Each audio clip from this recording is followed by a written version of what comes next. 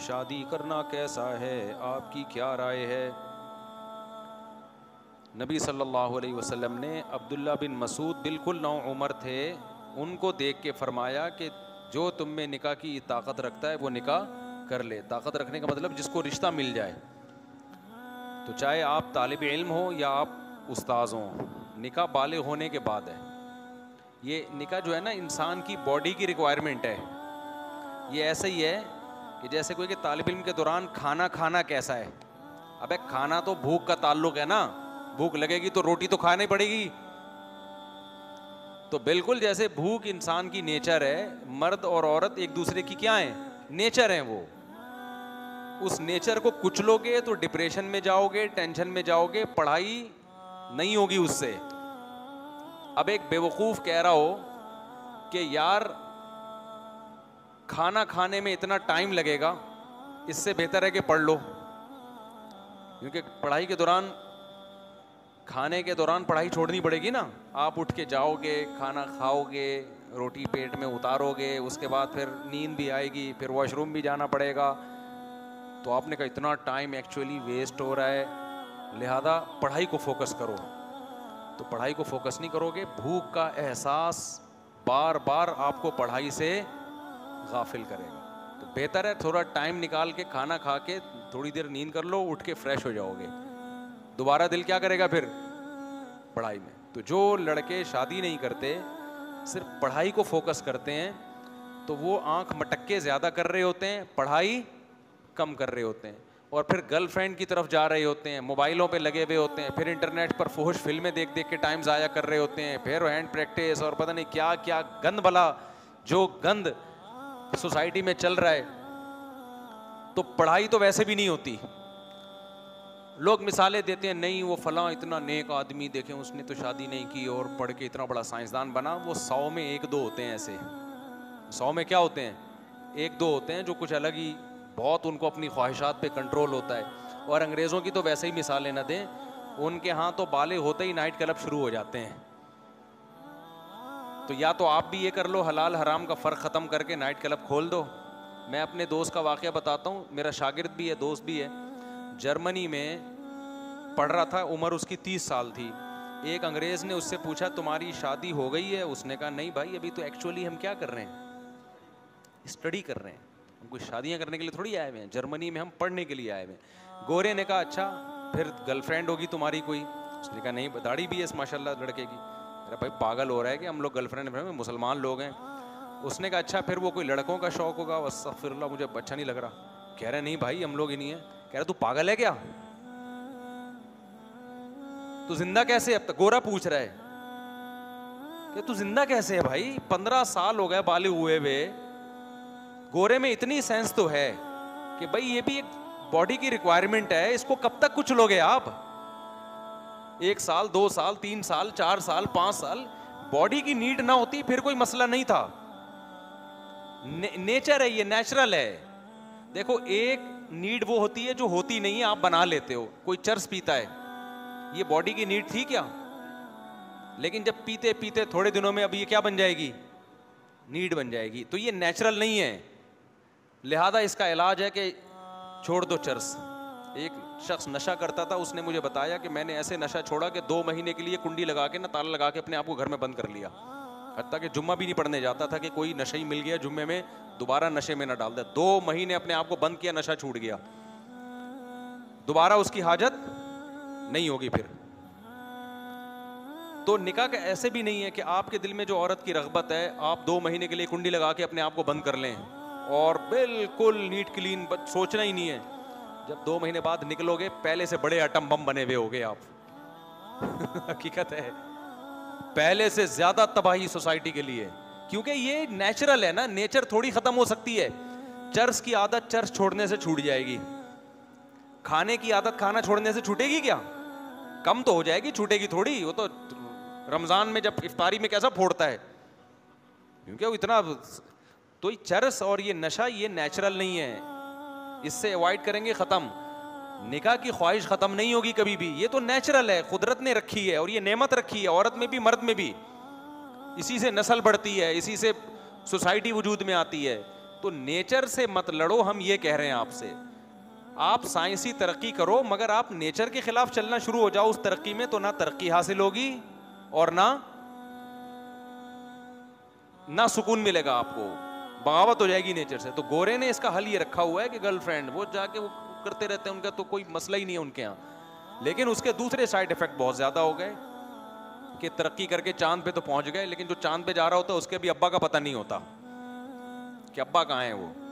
हमारा बेटा चांद पे पहुंच जाए, पूरा खानदान रिसीव करने के लिए आएगा, चचा, मामू, ताए, खाला, फुप्पे। अंग्रेज में जो साइंसदान चांद पे गए नीचे रिसीव करने के लिए, कौम तो आई है, एक आध गर्लफ्रेंड होगी, चचा ताए का उनके भी पता। तो यार ये सेटअप चाहते हो तुम लोग? अगर चाहते हो तो फिर कर लो भाई। लिबरल लोग कहते हैं क्या हो गया इसमें, अगर चचा नहीं है, गधे का भी तो अब्बा नहीं होता, घोड़े का भी बाप नहीं होता, फिर भी वो घोड़ा घोड़ा ही होता है। तो अगर इंसानों के अब्बा नहीं है तो इंसान फिर भी, एक्चुअली इंसान का इससे नहीं पता चलता अब्बा है या नहीं है। एक्चुअली इंसान का इससे पता चलता है कि सच बोलता है कि नहीं बोलता, टैक्स टाइम पे जमा कराता है कि नहीं जमा कराता। हम बोलते हैं भाई वो भी है, लेकिन पहले क्या है, अब्बा का होना सोसाइटी में बहुत जरूरी, क्योंकि गधे और इंसान में फर्क अब्बा से होता है। गधे के अब्बा नहीं होते, इंसान के क्या होते हैं, अब्बा भी, अम्मा भी, खाला भी, चचा भी, चची भी, नानी भी, दादा भी। गधे के यहाँ ये सेटअप नहीं होता। समझते हो कि नहीं समझते हो? तो इसलिए अब हमारे पास एक ही हल है कि हम जल्दी निकाह को प्रोमोट करें। क्या करें हम? लड़का बालिग हो, यूनिवर्सिटी में शादी कराओ उसको। रहा मसला ये कि वसाइल और मसाइल, और फिर जैसे रोटी खानी ज़रूरी तो है, लेकिन रोटी के पैसे भी तो होना जेब में। तो उसका हल क्या होता है? माँ बाप जब बच्चे को यूनिवर्सिटी भेजते हैं तो पॉकेट मनी दे के भेजते हैं कि बेटा जब हम तुम्हारी फीस उठा सकते हैं हम, तो क्या समोसे खाने के तुम्हें पैसे नहीं दे सकते? कैंटीन में जब भूख लगे तो क्या खा लेना। तो यार 2 रोटी का खर्चा बहू का और उठा लो यार। बाप उठा ले खर्चा कि मेरा बेटा यूनिवर्सिटी में पढ़ रहा है। अगर वो नहीं पढ़ रहा होता, नालायक होता, तो उसको थोड़ी पैसे दिए जाते हैं। जो जिम्मेदारी पूरी करता है उसकी माँ बाप क्या करते हैं, उसको सपोर्ट करते हैं ना।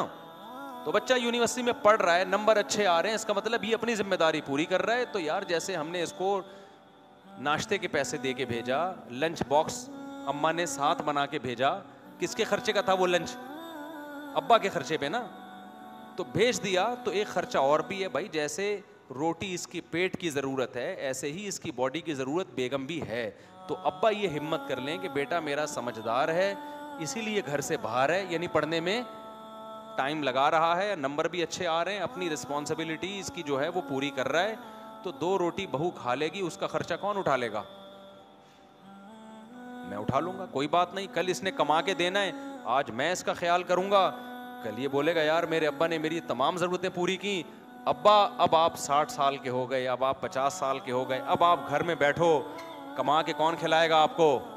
क्योंकि आपने मेरी सारी ज़रूरतें पूरी की हैं। और इस दौरान चूंकि शादी जल्दी हुई थी तो पोते भी जवान होना शुरू हो जाएंगे। तो ये सारा खानदान, पोते पोतियां, दामाद, बहुएं मिल के एक अदद अब्बा को बुढ़ापे में, अम्मा को और अब्बा को क्या करेंगे?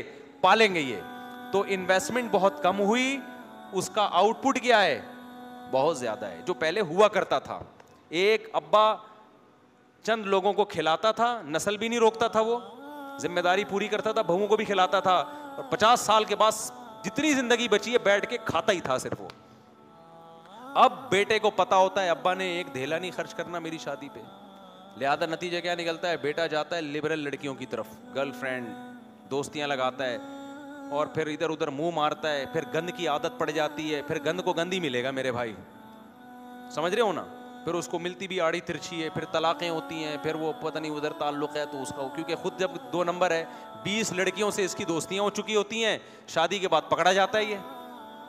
एक न एक दिन आंटी से बात करता हुआ क्या होता है? बेगम को एतमाद ख़त्म। मुझे तो लोग बता रहे होते हैं हमारी पुरानी वाली की इत्तेफाक से मिस कॉल ऐसे टाइम पे आ गई, मेरी बेगम मेरे साथ बैठी हुई थी,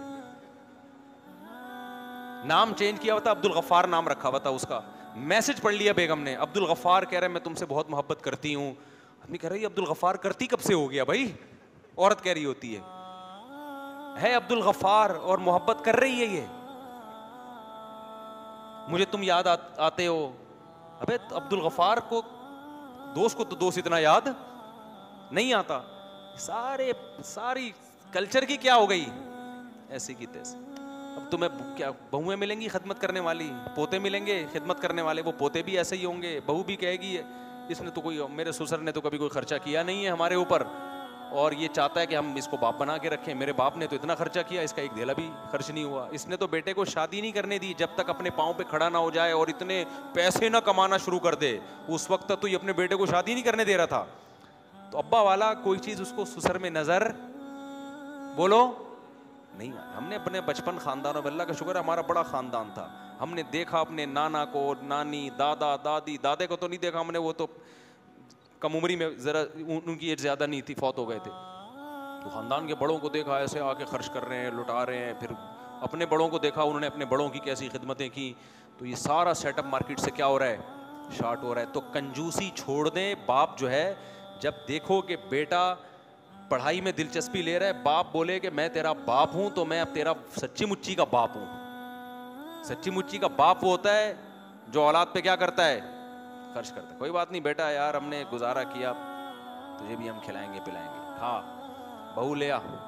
बता देना इधर उधर दोस्तियां नहीं लगाना, दो जो अच्छी लगे तो मैं पैगाम लेके जाऊंगा। अगर तमीज़ की हुई, खानदान में एडजस्ट हो, ऐसी ना कोई आड़ी तिरछी उठा के ले आए ना, खानदानी का बेड़ा गर्क कर दे।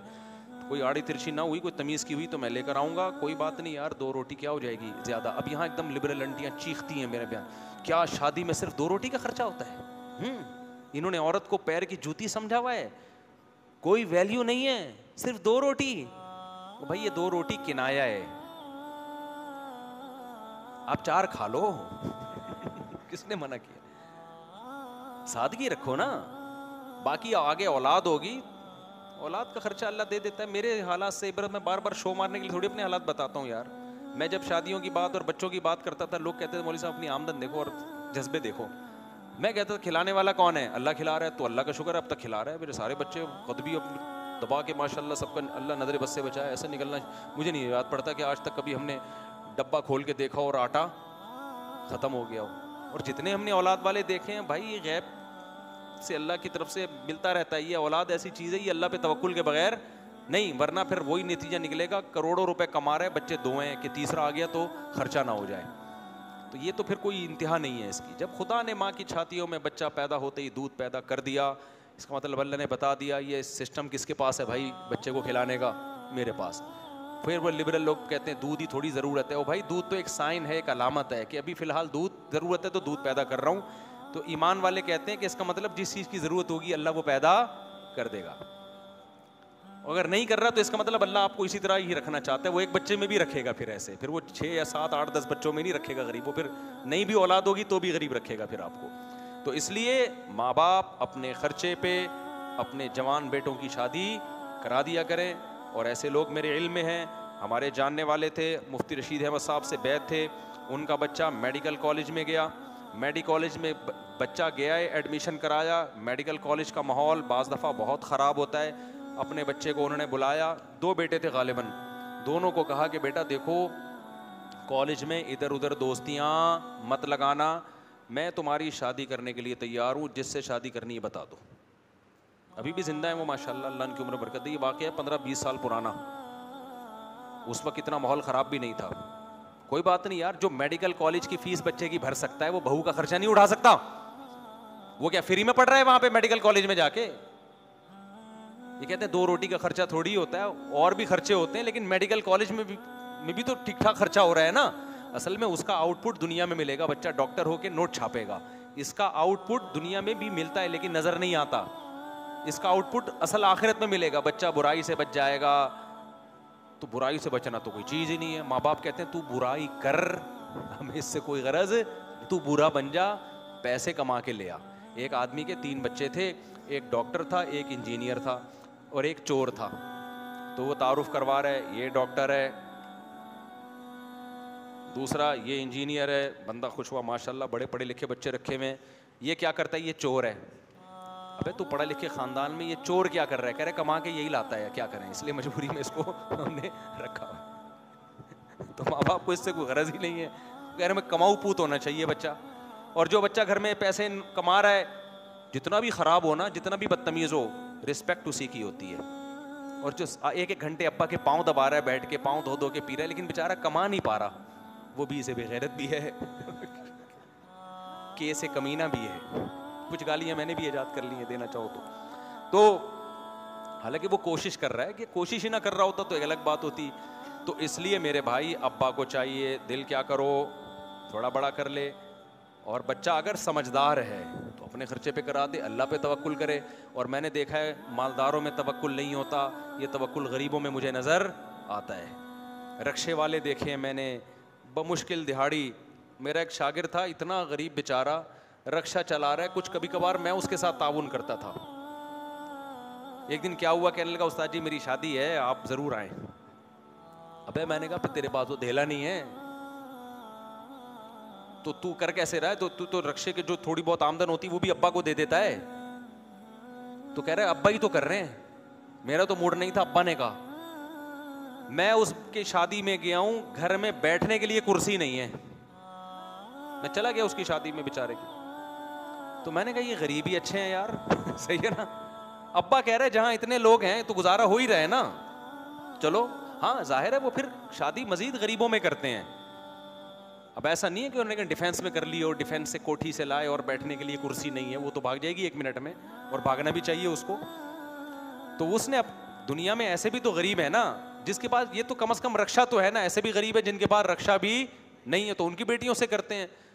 तो जिसमें तवक्कुल होता है वो रुकता नहीं है।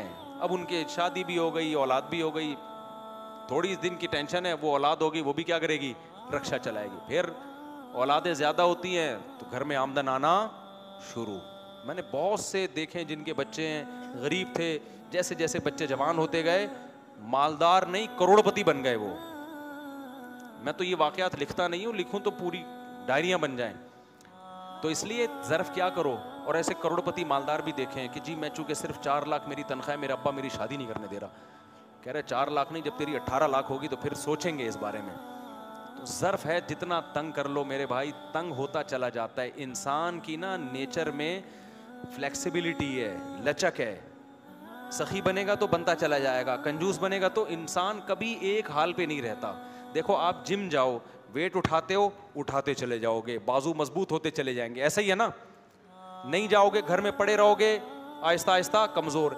एक हालत पे इंसान कभी भी नहीं रहता।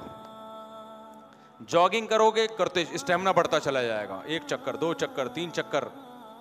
नहीं करोगे तो चलने की सलाहियत भी खत्म। इंसान एक हालत पे नहीं रहता। ऐसे ही जो इंसान के अंदर अल्लाह ने क्वालिटीज रखी हैं, सखावत, अल्लाह पे तवक्कुल, बहादुरी, ये चीजें भी एक हालत पे नहीं रहती। अगर फड्डेबाज बनोगे,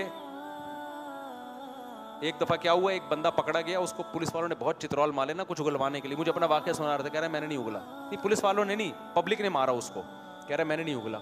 मैंने कहा इतनी मार खाई? कह रहे हमने जेलों में इससे ज्यादा खाई हुई है। तो कह रहे मुझे तो ये जो पब्लिक मार रही थी ना, ऐसे लग रहा था जैसे वो नहीं थोड़ा सा कुछ आगे बढ़े। मुझे अपना वाकया बता नहीं किया। कह रहे मुझसे बहुत उगलवाया उन्होंने कि तो कोई कुछ जुर्म कर रहा होगा, कि किसने भेजा? कह रहे हम नहीं।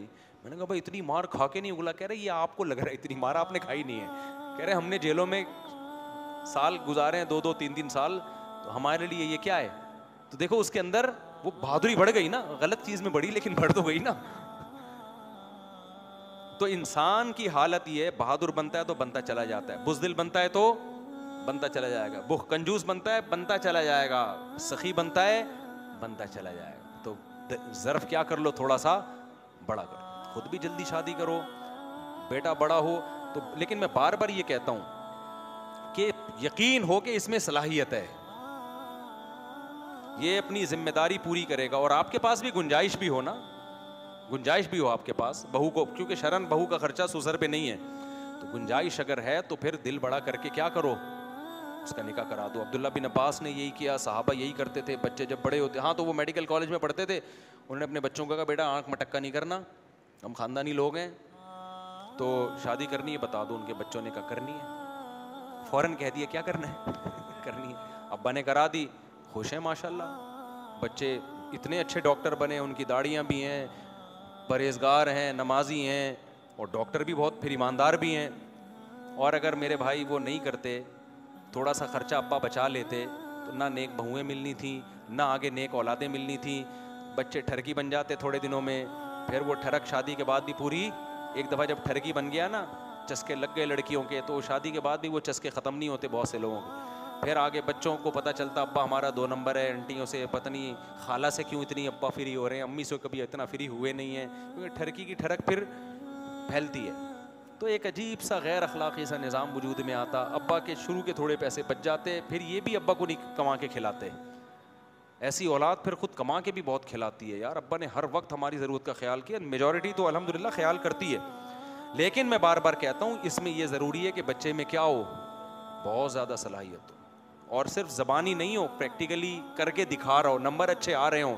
क्योंकि अगर ऐसा नहीं है ना, अपनी जिम्मेदारी अमली दावे ना कर रहा हो कि अब्बा आप मेरी शादी कर दें, मैं A+ 95+ तो आएंगे मेरे इंशाल्लाह, आप देखिएगा। तो ना भाई तू 95+ ला के दिखा दे, A1 ग्रेड से पास होके दिखा दे, मैं तेरी उसी दिन तेरी बात तय कर दूंगा। अमल करके दिखाए, जबानी दावों पे कभी भी मत जाया करो, क्योंकि ऐसे केसेस हुए हैं। मैंने अब्बा को मना किया इस कमबख्त की शादी मत करो, वो कह रहे हैं आप कह रहे हो मत करो, मैं कह रहा हूं मुझे पता है ये किसी काम का नहीं रहेगा। तो ऐसे भी वाकयात हैं, अब्बा ने फिर भी कर दी। उसके बाद उसने कहा एक ही गम था कि शादी नहीं हो रही, इस चक्कर में कमाएंगे। अब वो गम अब्बा ने पूरा कर दिया। अब वो पोस्तियों की तरह पड़े हुए होते हैं और बच्चे मेरे बयान सुन के स्पीड से पैदा हो रहे हैं। कमाने के बारे में हमारा बयान उसने गौर से नहीं सुना होता, पढ़ाई के बारे में बयान गौर से सुना नहीं होता, शादियों के बारे में और बच्चों की स्पीड के बारे में बार बार रिपीट करके सुना होता है। तो ना वो पढ़ाई को फोकस कर रहा है, ना वो कमाई को फोकस कर रहा है, वो फोकस कर रहा है शादियों को और बच्चों की स्पीड को। और अब्बा की टेंशन क्या हो रही है, अब्बा कह रहा है मैंने तुझे भी पाल पोस के बड़ा किया, अपनी बेगम को भी पाला पोसा, अब कमबख्त तेरे बच्चों को भी मैं पालूंगा, बहू को भी मैं पालूंगा, मुझे कौन पालेगा? समझ रहे हो कि नहीं समझ रहे? तो मुझे कौन पालेगा? तो ऐसे नालायक बच्चों के साथ ये हरकत कभी भी ना करें, उसमें उसके साइड इफेक्ट ज्यादा हैं। तो जो समझदार है उसको खुद करा दिया करें अपने खर्चे पे, इससे इंशाल्लाह फायदा ही होगा। अल्लाह पे तवक्कुल करो, एतमाद करो, और फायदा नहीं भी हुआ यार, बच्चा नहीं एहसान माना, नालायक हो गया, आपका ज़मीर मुतमईन होगा यार मैंने अपनी औलाद की सारी जिम्मेदारियां पूरी की हैं, क़यामत के दिन मैं क्या आऊँगा सुर्ख लूँगा, अल्लाह मेरी जो जिम्मेदारियां थी पूरी कर दी मैंने, अब ये एहसान का बदला देंगे तो इनका फ़ायदा है, नहीं देंगे तो इन्हीं का नुकसान है। औलाद जो माँ बाप की खिदमत करती है, माँ बाप को इतना फ़ायदा नहीं होता जितना औलाद को होता है। मैंने जिसको भी देखा माँ बाप की खिदमत की ना, आखिरत तो बाद में अल्लाह लाजमी दुनिया में भी नवाजता है उसको। मैंने कोई ऐसा नहीं देखा माँ बाप की खिदमत की और दुनिया ख़राब हो गई है उसकी। अच्छा भाई दौरान तालीमी हो गया जवाब, तो तालीम के दौरान शादी करनी चाहिए, लेकिन अपनी जिम्मेदारी पूरी हो रही हो। और अगर अब्बा नहीं कर रहे ना तो फिर उसका तरीका है साइड में कोई बिजनेस शुरू कर दो। गोरे ऐसा ही करते हैं, वो शादी के लिए नहीं कर रहे होते, पढ़ाई की फीसें निकालने के लिए कर रहे होते हैं। तो बहुत लोग यूरोप जाके पाकिस्तानी ऐसा कर रहे होते हैं, सुबह पढ़ रहे होते हैं, शाम को कहीं जॉब कर रहे होते हैं कि यार पढ़ाई की फीस हम अदा करें। मैंने बहुत यूरोप में, इटली में, जर्मनी में बहुत लोग देखे हैं। तो जब आप यहाँ पढ़ रहे हो तो आप साइड में कोई बिजनेस कर लो कि यार मैं एक अदद बेगम को क्या कर लूँगा, पाल लूँगा। शुरू में टेंशनें होंगी, लेकिन ये टेंशनें आइंदा के लिए आपको बड़ी टेंशनों से बचा लेंगे। फिर अगर अब्बा आपको रोकते हैं कि नहीं तुझे तेरे खर्चे पे भी नहीं करनी, फिर अब्बा की बात मानना लाजिम नहीं है, फिर नहीं मानो। बोला अब्बा मैं अपने खर्चे पे कर रहा हूँ, जैसे आपके अब्बा ने आपको मेरा अब्बा बनने से नहीं रोका तो आप भी मुझे किसी और का अब्बा बनने से नहीं रोक सकते। अब्बा बनना हर एक का राइट है।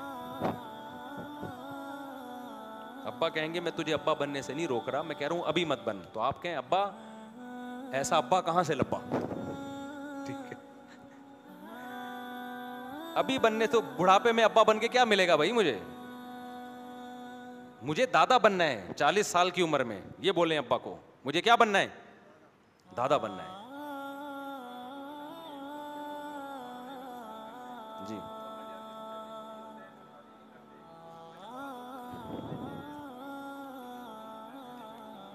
ये तो बिल्कुल गलत है, इसका तो मैं कई बार जवाब दे चुका हूँ कि 2-3 बहनें बैठी हुई हैं तो मैं नहीं करूँगा, पहले इनकी होगी। ये तो बिल्कुल ही फजूल किस्म की बात है। आपकी बहनें इसलिए बैठी हुई हैं कि कोई और इसलिए नहीं कर रहा शादी, इसलिए कि उसकी बहनें बैठी हुई हैं। तो अपनी बहनों के चक्कर में दूसरों की बहनों का बेड़ा गर्क करो और वो अपनी बहनों के चक्कर में आपकी बहनों का बेड़ा, तो पागलपना है। जिसकी शादी हो रही है निपटाओ। जब लड़के धड़ाधड़ निकाह करना शुरू करेंगे तो जाहिर है फिर सबकी बहनों की भी शादियाँ हो जाएंगी। तो तो ये बिल्कुल फजूल सी बात है कि बहनों की जब तक नहीं होती मैं नहीं करूंगा, इससे बहनों का भी बेड़ा गर्क होगा, आपका भी। और शादी से रिलेशन बढ़ता है, मैंने देखा है, कारोबार के मौके बढ़ते हैं, रिश्तों के मौके बढ़ जाते हैं। जब आपका निकाह होगा, आपका एक खानदान हो जाएगा, हो सकता है वहीं से कोई बहनों के लिए रिश्ता आ जाए। आपके पास वसाइल नहीं है कमाने के, शादी हो गई, हो सकता है ससुराल में कोई पार्टनर मिल जाए आपको बिजनेस के लिए, कोई अच्छा रिलेशन बढ़ते हैं ना, तो कामयाबी के जराए और वसाइल बढ़ना शुरू होते हैं। रिलेशन